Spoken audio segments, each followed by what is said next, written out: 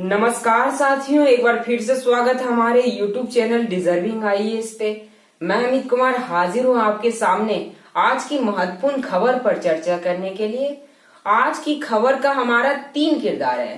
3 किरदार में पहला है गोल्डन टाइम्स। गोल्डन टाइम्स चीन का एक प्रमुख अखबार है। वैसे तो ये कभी सुर्खियों में नहीं आता है, लेकिन आज आ गया है क्योंकि चीन से कोई न्यूज निकल कर ही नहीं आती है, इसलिए ये आज सुर्खियों में आया है, जिसे हमने लपेट लिया है। ठीक है। दूसरे किरदार है हमारे ऋषि सुनक।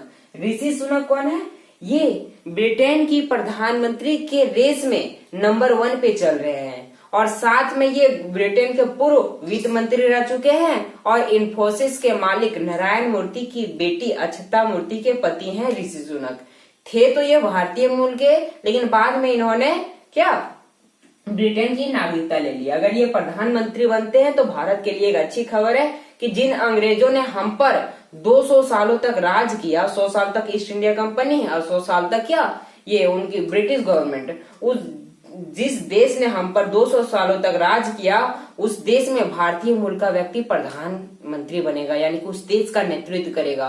तो ये आपस में भारत के लिए अच्छी खबर है। और तीसरी किरदार है हमारी लीज ट्रस। ये लीज ट्रस ब्रिटेन की प्रधानमंत्री के लिस्ट में यानी कि रेस में नंबर 2 पे चल रही है। अभी तक कुछ डिसाइडेड नहीं हुआ है कि कौन वहां का प्रधानमंत्री बनेगा, क्योंकि अभी तक जितने भी राउंड हुए हैं उसमें ऋषि सुनक नंबर 1 पे चल रहे हैं, लीज ट्रस नंबर 2 पे। बाकी के जो नेतागण है वो पीछे ही छूट चुके हैं, तो उनका कोई सामना नहीं है इन दोनों के बीच। लास्ट जो वोटिंग होने वाली है वो 2 सितंबर को होने वाली है। अभी तक जो हुई है इनके बीच वोटिंग वो संसद के अंदर हुई है, यानी कि जो पार्लियामेंट है उसके अंदर हुई है और उनके पार्टी के नेतागण जो कि एमपी एमएलए है उन्होंने दी है। लेकिन अब जो 2 सितंबर को वोटिंग होगी वो निर्णायक वोटिंग होगी। उसके अंदर देश भर के जो भी इनके पार्टी के नेतागण है वो वोटिंग करेंगे और वही डिसाइड करेगा कि कौन ब्रिटेन का प्रधानमंत्री बनेगा। तो 5 सितंबर को ये तय हो जाएगा कि इन दोनों में से कौन ब्रिटेन का प्रधानमंत्री बनेगा। आप सोच रहे होंगे कि न्यूज कुछ और है, मैं बता कुछ और रहा हूं, तो मैं आपको बता दूं कि मैं जो करंट इशू पढ़ाता हूं ना वो पिछली कड़ियों से जोड़कर पढ़ाता हूं। अब जब मैं कड़ियां ही नहीं बताऊंगा तो न्यूज बताकर क्या फायदा। न्यूज तो यही रहेगी कि ऋषि सुनक चीन की नकेल कसने के लिए बहुत से कदम उठाएंगे, लेकिन क्यों कसेंगे? कुछ तो कारण रहा होगा कि इन्होंने अभी ये बातें बोल दी। तो कारण है अभी राजनीति चल रही है ब्रिटेन के अंदर। राजनीति अर्थात नेतागण उनका फेंकना, विपक्ष को गिराने की कोशिश करना, यही तो होती है चुनाव के समय। तो वही ऋषि सुनक भी कर रहे हैं। न्यूज पहले निकल कर आई गोल्डन टाइम्स से। गोल्डन टाइम्स जो अखबार है चीन की प्रमुख अखबार, उसने ऋषि सुनक की तारीफ कर दी, भरपूर तारीफ। उसने कह दिया कि ऋषि सुनक है वो ब्रिटेन के अगले प्रधानमंत्री बनेंगे। इनने तय भी कर दिया कि वही प्रधानमंत्री बनेंगे और वो एक अच्छे प्रधानमंत्री साबित हो सकते हैं ब्रिटेन के लिए।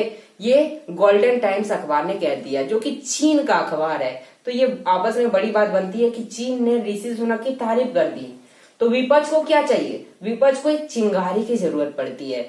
वही चिंगारी पूरे ब्रिटेन में आग लगा दे सकती है। तो लीज ट्रस जो विपक्ष के नेता है, इनको एक चिंगारी मिल गई कि गोल्डन टाइम्स ने ऋषि सुनक की तारीफ कर दी, अर्थात हमें आग लगा देनी चाहिए। लीज ट्रस ने मौके का फायदा उठाते हुए कहा कि जो ऋषि सुनक हैं वो चीन के लिए नरम रवैया रखते हैं। नरम रवैया का मतलब कि अगर ये भविष्य में प्रधानमंत्री बन भी जाएंगे तो चीन के खिलाफ कुछ नहीं करेंगे। तो ऋषि सुनक को भी कुछ बोलना था, क्योंकि विपक्ष ने सवाल उठा दिया कि इनने नरम रवैया रखा हमेशा ये चीन के खिलाफ, तो इनको भी कुछ चाहिए था। तो ऋषि सुनक ने अपने बयान में कहा, यानी कि ट्वीट के माध्यम से इन्होंने बयान दिया कि नहीं, हम चीन के खिलाफ नरम रवैया नहीं रखते हैं और अगर हम भविष्य में कभी ये ब्रिटेन का प्रधानमंत्री बन जाते हैं तो हम चीन की नकेल कसने के लिए बहुत बड़े कदम उठाएंगे। नकेल कसने का मतलब है कि हम चीन की नाक में दम कर देंगे। चीन की जितनी भी संपत्ति है ब्रिटेन के अंदर उसको हम हटा देंगे। चीन के जासूसों को हम ब्रिटेन के अंदर से निकाल देंगे। ऐसा करके इनका बयान आया। इनके बयान में 5 ट्वीट्स आए। पहला ट्वीट, इन्होंने कहा कि China is our number 1 threat. China जो है वो हमारा नंबर 1 दुश्मन है। आप यहाँ से ट्वीट के माध्यम से देख सकते हैं, ठीक है। मैं ट्वीट लेकर आया हूँ कि चाइना हमारा नंबर 1 दुश्मन है, तो पहले हमें चाइना को काउंटर करना चाहिए। ऐसा करके ऋषि सुनक का पहला ट्वीट आया। और कैसे करना चाहिए, तो सख्त से सख्त कदम उठाकर। तो दूसरा ट्वीट इन्होंने किया कि पहले हम, यदि मैं प्रधानमंत्री बन जाता हूं तो हम चीन के 30 कन्फ्यूशियस इंस्टीट्यूट को बंद कर देंगे। कितने? चीन के 30 कन्फ्यूशियस इंस्टीट्यूट। ये कन्फ्यूशियस इंस्टीट्यूट क्या होती है? तो कन्फ्यूशियस का हिंदी मतलब कुछ नहीं होता। कन्फ्यूशियस चीन के एक दार्शनिक का नाम था और ये इन्होंने एक बड़ी विचारधारा दी थी। इन्होंने कहा था कि दुनिया भर में अगर सुपर पावर बनना है, सुपरमेसी पावर बनना है, तो क्या करो, अपनी कल्चर को, अपनी लैंग्वेज को प्रमोट करो। जैसे कि अमेरिका क्या है? दुनिया का सबसे बड़ा सुपर पावर। उसने अपनी कल्चर, लैंग्वेज सब जगह प्रमोट करके रखी है। इंडिया में कुछ बातें करनी होती है तो आप देख सकते हैं कि जिनको हिंदी नहीं आती वो इंग्लिश में ही बातें करता है। तो सुपर पावर बनने के लिए अपनी कल्चर और लैंग्वेज को प्रमोट किया जाता है। अब वही आजादी का के पहले से बात करें तो ब्रिटेन जब दुनिया भर में अपनी कॉलोनी बसा रहा था, उस समय वो क्या कर रहा था?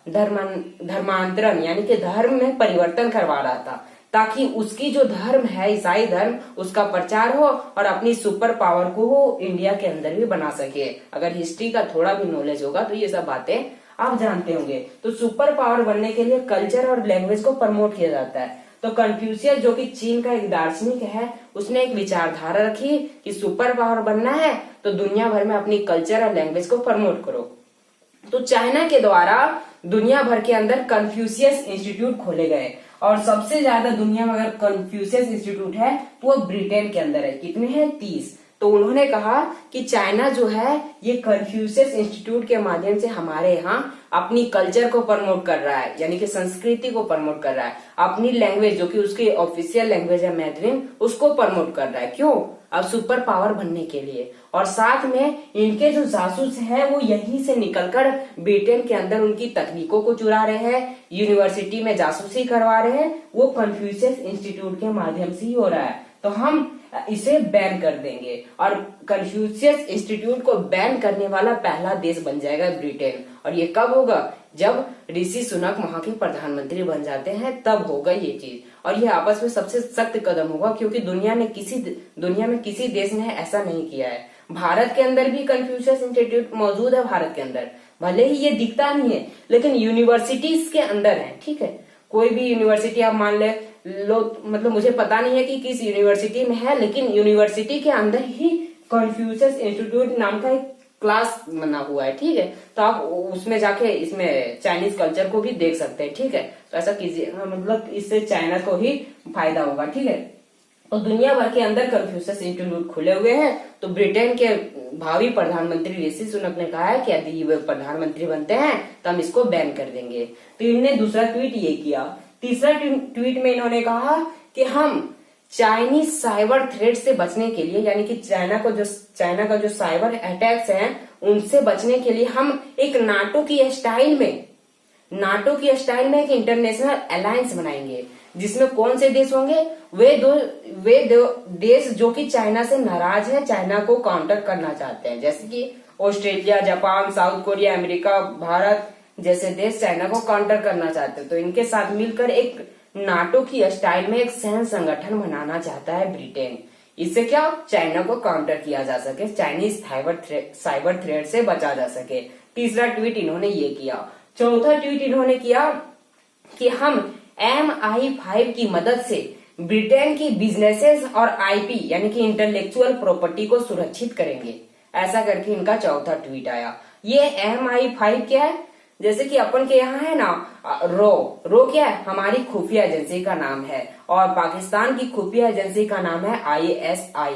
तो इनके माध्यम से हम दुनिया भर में जासूसी करवाते हैं। उसी प्रकार ब्रिटेन की खुफिया एजेंसी का नाम है MI5। तो उनका कहना है कि हम अपनी खुफिया एजेंसी MI5 के माध्यम से चीनी जासूसों को ब्रिटेन के अंदर से बाहर निकाल देंगे, बाहर फेंक देंगे, और साथ में अपनी जो बिजनेसेस है उनको सुरक्षित कर लेंगे, और इनकी जो बौद्धिक संपत्ति है तो संपदा कर सकते हैं, इंटेलेक्चुअल प्रॉपर्टी, उनको सुरक्षित कर लेंगे। और साथ में इन्होंने 5वीं ट्वीट इन्होंने किया, प्रोटेक्टिंग ब्रिटिश केसेस, ठीक है, हम अपनी संपत्तियों को सुरक्षित कर लेंगे। चीन के जो जासूस है हमारी तकनीक चुरा रहे हैं, हम उसे भी सुरक्षित कर लेंगे। ऐसा करके इनका 5 बयान आया, जो कि आपस में बहुत बड़ी बात है। आप ऐसा मत मानिएगा कि नेता है तो नेता का काम है फेंकना, क्योंकि चुनाव जीतना उनका मकसद है, लेकिन ऐसा नहीं है। आप देख सकते हैं कि बोरिस जॉनसन की कुर्सी क्यों गई, क्योंकि उन्होंने एक गलत अपॉइंटमेंट कर ली। इनने तो बहुत बड़ी बात कह दी और इन्होंने इन ट्वीट को पिन कर दिया, यानी कि आप उनके ट्विटर हैंडल पे जाओगे तो ऊपर में इनका ही यही ट्वीट आपको देखने को मिलेगा, ठीक है। आप चाहे तो देख सकते हैं, मैंने तो आपको ट्वीट दिखाई दिया। तो जो बातें थी वो मैंने बता दिया। चीन का रिएक्शन क्या रहा, चीन का क्या कहना, वो कुछ कह ही नहीं सकता, क्योंकि आग तो उसने, चिंगारी तो उसने ही लगाई थी ना। उसने बस ये कह दिया कि दुनिया भर में अगर कहीं भी राजनीति चलती है तो वो चीन का नाम ही लिया जाता है। ऐसा करके चीन का नाम बदनाम किया जा रहा है। ऐसा कुछ नहीं है कि हम ऋषि सुनक के प्रति कुछ भाव रखते हैं, ठीक है। तो इससे चीन का नाम ही खराब किया जा रहा है। ये चीन की ओर से बयान आया और जो बातें थी वो मैंने आपको बता दिया। तो फिलहाल के लिए इतना ही, मिलते हैं नेक्स्ट वीडियो में। Thank you.